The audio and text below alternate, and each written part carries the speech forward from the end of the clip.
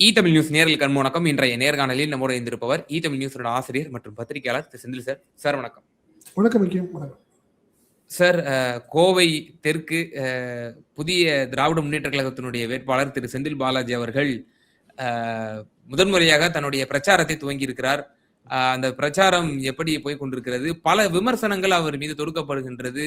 அவர் கரூர்ல இருந்து பயந்துகிட்டு கோவை தெற்குக்கு மாறி இருக்காரு அப்படின்னு சொல்லி, அதே போல எஸ்பி வேலுமணி அவர்களுக்கும் திரு செந்தில் பாலாஜி அவர்களுக்கும் ஒரு மறைமுக அண்டர்ஸ்டாண்டிங்லாம் இருக்கு அப்படின்ற மாதிரிலாம் கூட கடுமையான விமர்சனங்கள்லாம் முன்வைக்கப்படுது.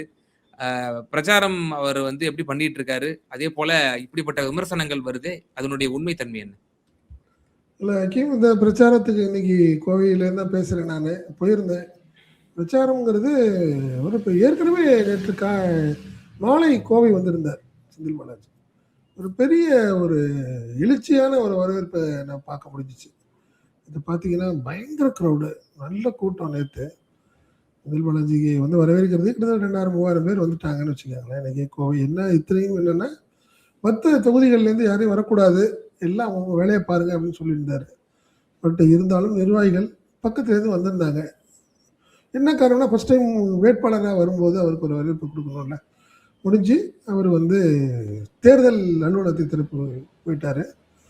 இன்று காலை கரூர் போனார். நம்ம ஏற்கனவே சொன்னோம், காலை கரூர் மாலை கோவைன்னு சொல்லியிருந்தோம். அது மாதிரி காலையில் கரூரில் போய் பிரச்சாரத்தை ஆரம்பித்து கிட்டத்தட்ட ஒரு 3-4 இடங்களில் பிரச்சாரம் செய்துவிட்டு சிஎம் நாளைக்கு வரார்ல, கரூருக்கு வரார். ஸோ சிஎம் நிகழ்ச்சிகளுக்கான ஏற்பாடுகளை பார்த்துட்டு இன்று மதியம் தான் வந்தார். ஒரு 1/2 மணி நேரம் கூட ரெஸ்ட் இல்லை. உடனே மீண்டும் பிரச்சாரத்தை துவக்கி இருக்கிறார் செந்தில் பாலாஜி. புலிக்குளம் அப்படிங்கிற ஏரியாவில் தான் இன்னைக்கு பிரச்சாரத்தை துவக்கி இருக்கிறார் செந்தில் பாலாஜி. பயங்கர ஒரு நல்ல ஒரு எழுச்சி திமுகவில் வச்சுங்களேன். ஒன்றும் இல்லை, நேற்று நடந்த விஷயம் சொல்லணும். நேற்று மாலை போட்டாங்கல்ல, நேற்று ஒருத்தர் கண்டுபிடிச்சி முத்தம் கொடுத்தாரு. அதை நம்ம பார்த்தோம். காரணம் என்னன்னா, கோவையில் ஒரு முகம், ஒரு அதிமுக பாஜகவை தைரியமாக எதிர்க்கக்கூடிய ஒரு முகம் இது வரைக்கும் திமுகவில் இல்லை அப்படிங்கிற ஒரு பெரிய நல்லா தெரியுது. நேற்று அவங்க தொண்டர்கள் போன விஷயங்கள்லாம் பார்க்கும்போது அது நம்ம எல்லாத்தையும் குறைய சொல்ல முடியாது. பட் ஏற்கனவே வேலுமணி எல்லாத்தையும் பர்ச்சேஸ் பண்ணி வச்சுருந்தார். இந்த 10க்கு 10 அப்படிங்கிறது எல்லாமே ஒரு கதை. பட் எல்லாத்தையும் பர்ச்சேஸ் பண்ணி வேலுமணி மோனோபோலியாக அண்டர்ஸ்டாண்டிங்கில் ஓட்டிகிட்டு இருந்தார். அது உடைக்கப்பட்டிருக்கு. அது நீண்ட நாள் கோரிக்கையாக, திமுக தொண்டர்களுடைய நீண்ட நாள் கோரிக்கை. ஒரு நல்ல தலைவர் வரமாட்டாரா கோவைக்கு? எப்பயுமே அதிமுக கோட்டையாகவே இருக்குது. போன முறை 10க்கு 10 இழந்துட்டோமே அப்படிங்கிற ஒரு வருத்தம் எல்லாம் எல்லாத்துட்டையும் இருக்கு. இன்னைக்கு செந்தில் பாலாஜி வந்ததுக்கப்புறம் அவங்களுக்கு ஒரு பெரிய ஒரு நம்பிக்கையை பெற்றிருக்கிறது அப்படிதான் நம்ம சொல்லணும். அதே தான் செந்தில் பாலாஜி கூட மீண்டும் மீண்டும் இதை சொன்னார். அவர் என்ன சொன்னார், எனக்கு 2 கண்கள், கோவை அன்று கரூர் ரெண்டையுமே நான் 2 கண்களாக பார்க்குறேன் அப்படிங்கிற ஒரு விஷயத்தையும் சொன்னார்.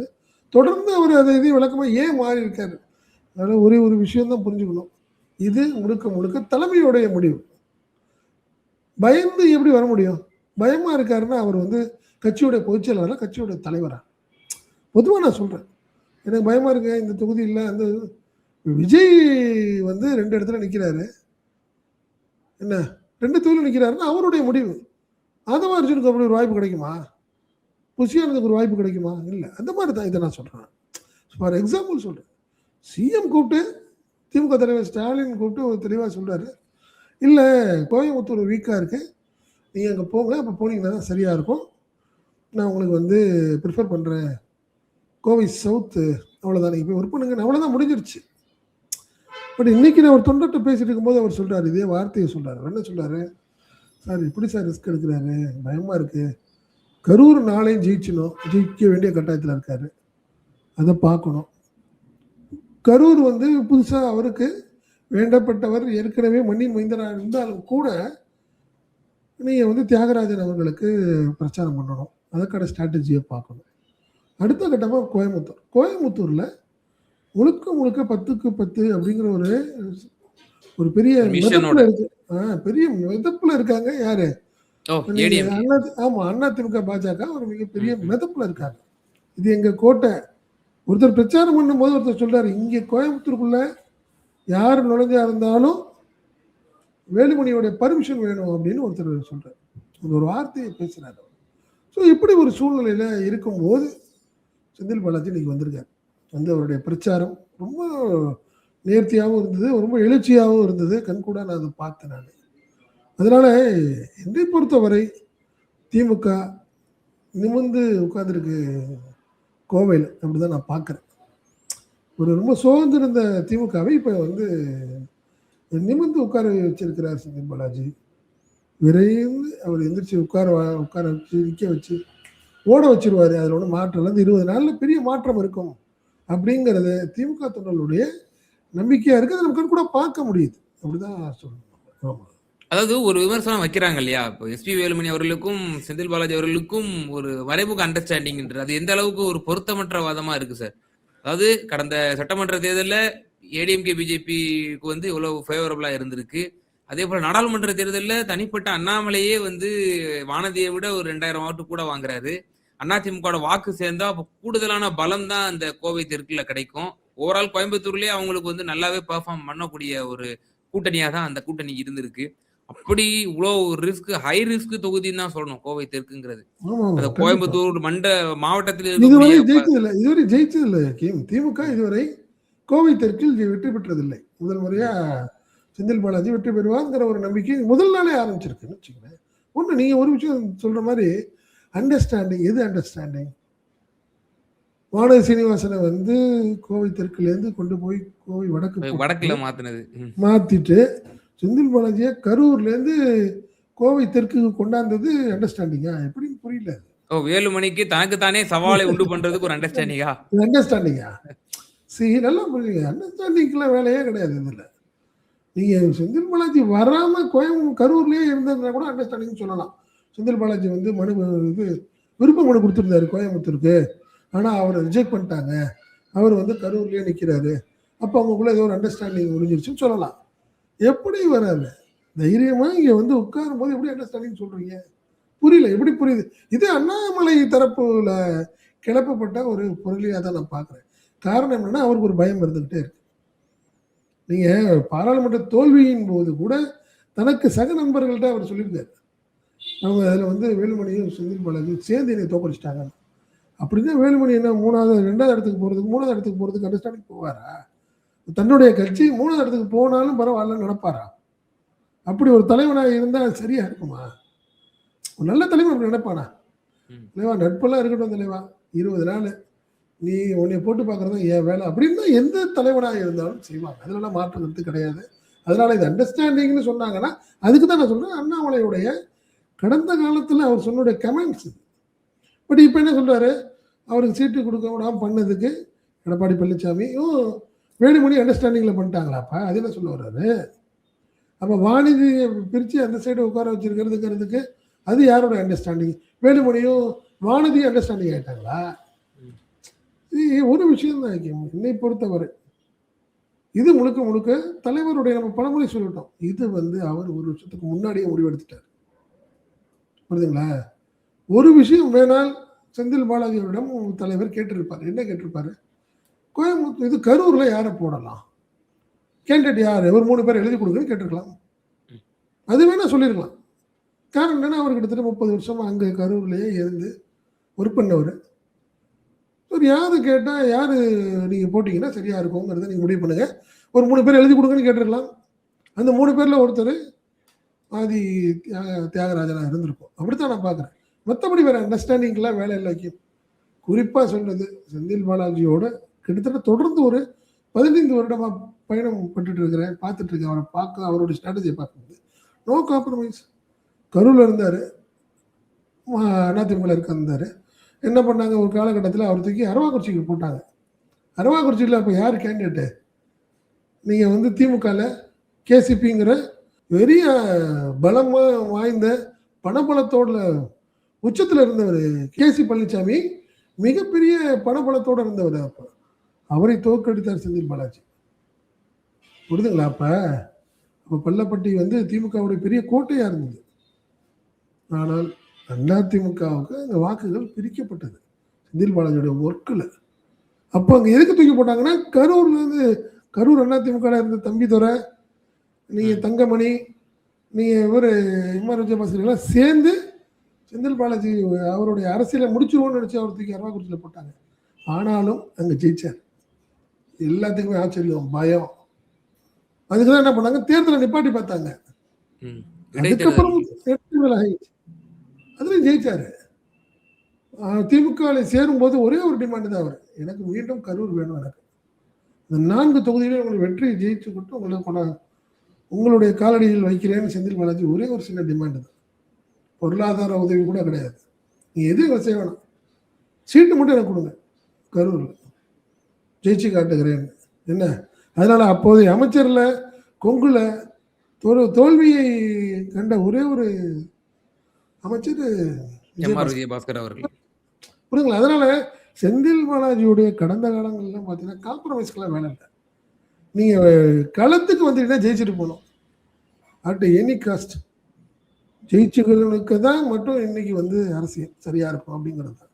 அதனாலதான் அவருடைய ஒரே ஒரு தாரக மந்திரம் தான் மீண்டும் மீண்டும் ஜெயிக்கிறோம், நாம மட்டும்தான் ஜெயிக்கிறோம் அப்படின்னு ஒரு வார்த்தையை சொல்லுவார். அதுதான் மேட்ரு. இன்னைக்கும் பாருங்க, இன்னைக்கு தான் ஆரம்பிக்கிறாரு, திருப்பி நாளை காலையில கரூர் போறாரு, அங்க பிரச்சாரம் பார்க்குறாரு, சிஎம் நாளை கலந்துக்கிறாரு, நிகழ்ச்சியை பார்க்குறாரு, முடிச்சுட்டு அடுத்த நாள் கோயம்புத்தூர் வராரு. கோயம்புத்தூர் காலையிலலாம் சிஎம் ஃபங்க்ஷனுக்கான வேலைகளை பார்க்குறாரு.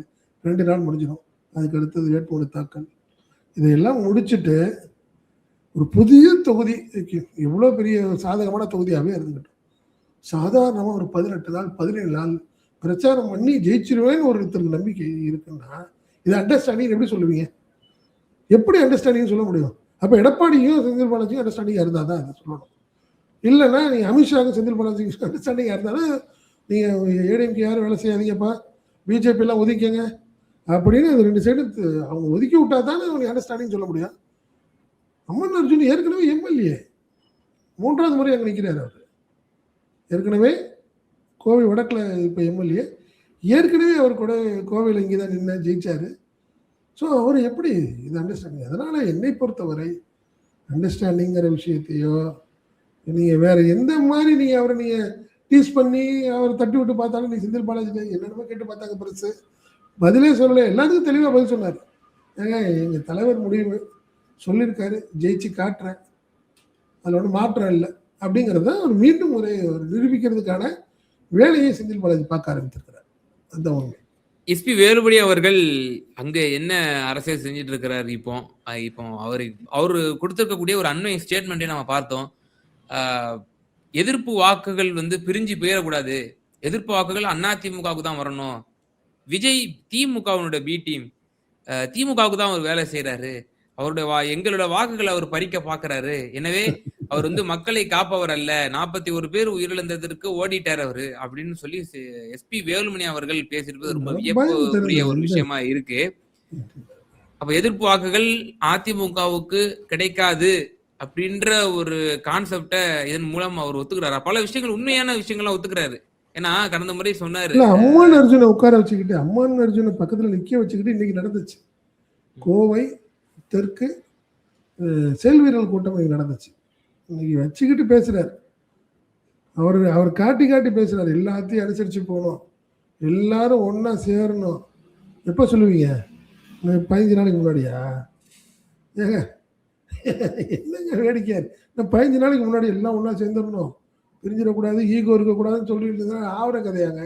அங்க ஒரு ஆள் பூந்து அடிச்சு எல்லாத்தையும் உடைச்சிக்கிட்டு உள்ள வந்துட்டு இருக்காரு. நீங்க உட்காந்துட்டு இப்பதான் ஒற்றுமையா இருக்கணும், அமமுககாரங்க பேசாட்டியும் பரவாயில்ல நீங்க போய் பேசணும், பிஜேபி காரங்க பேசாட்டியும் பரவாயில்ல நீங்க போய் பேசணுங்கிறாரு. ஏடிஎம்கே காரங்க எல்லாம் கூப்பிட்டு நல்லாவே தெரியுது. இன்னைக்கு வேலுமணியோடைய பேச்செல்லாம் ஒரு பிதற்றல், பயம் நல்லாவே தெரியுது. காரணம் என்னன்னா, கை விட்டு போகுது சொல்லுவோம்ல, கை நழுவ ஆரம்பிக்கிறது. அப்படின்னு ரோப்பு ரொம்ப ஸ்ட்ராங்கா பிடிச்சிருக்கீங்க, அப்படியே கொஞ்சம் கொஞ்சமா கை விட விட அந்த கை ரோப் அந்த சைடுக்கு போகாத மாதிரி தெரியுது, நல்லா தெரியுது. வேலுமணிக்கு தெரியும். என்ன காரணம்? அவர் அனுபவம் வாய்ந்த அரசியல்வாதி, கிட்டத்தட்ட 7-8 தேர்தலை பார்த்துட்டு இருக்காரு, அவரு பார்க்குறாரு. ஸோ கண்டிப்பா அவருக்கு தெரியும் இது வந்து சரியா இருக்காது. நம்மளுக்கு நல்லாவே தெரியுது, கண்டிப்பா இதில் செந்தில் பாலாஜி ஜெயிச்சிருவாங்க, கண்டிப்பா ஒரு 5-6 பேர் ஜெயிச்சிருவாங்க அப்படிங்கிறது தான் அவருடைய கள நிலவரம். தன்னை காப்பாற்றிக் கொள்ள ஓட ஆரம்பித்திருக்கிறார் வேலுமணி அப்படிதான் நான் பார்க்கிறேன். பல ஒரு நான் சமயங்கள்ல அவர் உண்மையும் பேசக்கூடியவர். அதான் நான் மேற்கோள் காட்ட வந்தேன்.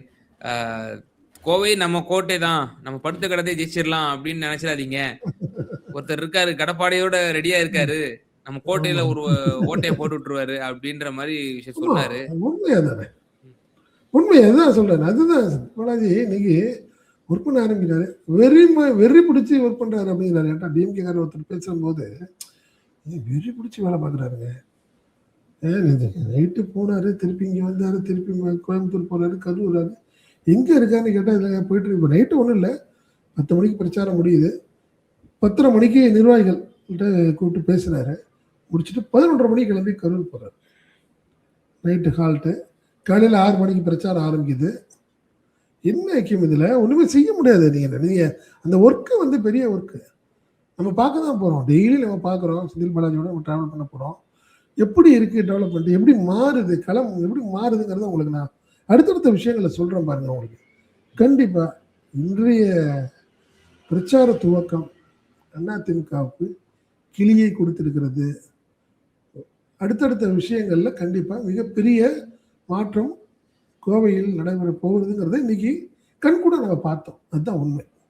சார், அவருக்கு எப்படி சார் உடல்நிலை எல்லாம் வந்து கருத்தில் கொள்ளணும்? ஏன்னா இந்த 15-20 நாட்கள் ரொம்பவே ஒரு கடின உழைப்பை செலுத்த வேண்டிய ஒரு காலகட்டம் தான். இருந்தாலும் அவர் அதை உற்சாகமாக எடுத்துக்கொள்கிறாரா? நம்ம பார்க்கிறோம், ரொம்பவே வேர்த்து விறுவிறுத்து ரொம்பவே ஒரு டல்லாக உறக்கம் இல்லாதது போலதான் பிரச்சாரங்கள்லாம் வந்து அமையறத பார்க்க முடியுது. இல்லை ஐக்கியம் இன்னும் 13 மாத்திரைகள் போட்டுட்டு இருக்காரு. ஒவ்வொரு ஒவ்வொரு வேலைக்கும் 13 மாத்திரை. அதுக்காவது சாப்பிட வேண்டிய கட்டாயத்தில் இருக்காரு. இன்னைக்கு வந்தது, அவர் வந்தது 2:30 மணிக்கு வந்தார். கரூர்லேருந்து இங்கே 2:30 மணிக்கு வந்தார். வந்துட்டு ஒரு 10 நிமிஷம் கூட ரெஸ்ட் எடுக்கல, உடனே கிளம்பி போயிட்டார். இன்னைக்கு வந்து வட மாநிலத்தாளர்கள்லாம் இருக்காங்க, அந்த பகுதிக்கு போய் முக்கிய பிரமுகர்களில் போட்டு எல்லாத்தையும் பார்த்தாரு. ஏற்கனவே நேற்று அன்னபூர்ணா முக்கியமான நிறுவனங்களினுடைய தலைவர்களை பார்த்துருக்காரு, ஆதரவு கேட்டார். முடிச்சுட்டு வந்தார். நீ எதை சொன்னேன், போனார். திருப்பி ஒரு 2:45 போல் போனார். போயிட்டு கரெக்டாக ஒரு 4:10 வந்தார். குளிச்சுட்டு கிளம்பிட்டார். கேட்டேன் சாப்பிட்டாருன்னு. இல்லைண்ணே சாப்பிடல, சாம்பார் சாதமும் தயிர் சாதமும் டப்பா அவர் காரில் வச்ச அது அப்படியே எடுத்துகிட்டு போயிருக்காருண்ணே, எப்போ சாப்பிடுவான்னு தெரிலங்கிறது. அதுதான் உண்மை. வந்து இறங்கினோடனே கூட வந்தவங்கலாம் கொஞ்சம் சாப்பிட்டுட்டு இருந்தாங்க. அதுக்குள்ளே போய் ட்ரெஸ்ஸை மாற்றிட்டு வந்தவர். வந்தவொடனே அவங்க எல்லாம் அப்படி அப்படியே சாப்பாடை வச்சுட்டு போனாங்க. இது கண்கூட நான் பார்த்தேன். கோயம்புத்தூரில் திமுக அலுவலகத்தில் நடந்த சம்பவத்தை சொன்னாங்க. கிளம்பி போயிட்டார். இதெல்லாம் வேலை இல்லை. அவர்கிட்ட கேட்டிங்கன்னா அந்த ஒரே ஒரு வார்த்தை தான் மீண்டும் சொல்கிறது, களத்துக்கு வந்துட்டீங்கன்னா ஜெயிச்சாலும், இல்லைன்னா களத்துக்கு வரக்கூடாது. அப்படிதான். இந்த இதுதான் அவருடைய தாரக மந்திரம். அது அதை நான் கண்கூட பார்க்குறேன். அது வெற்றிங்கிறது சாதாரணமாக இருக்காது. பட் ஆனால் இந்த போராட்டத்துக்கு வெற்றி தானாக வந்து தேரும் அப்படிங்கிறது தான் என்னுடைய பார்வை. நிச்சயமா சார், கோவை தெற்குனுடைய அண்மை நிலவரம் பற்றிய பல தகவல்களை வந்து எக்ஸ்க்ளூசிவா எங்க நேயர்களுக்கு பகிர்ந்தீங்க. மிகுந்த நன்றிகள் சார். நன்றி.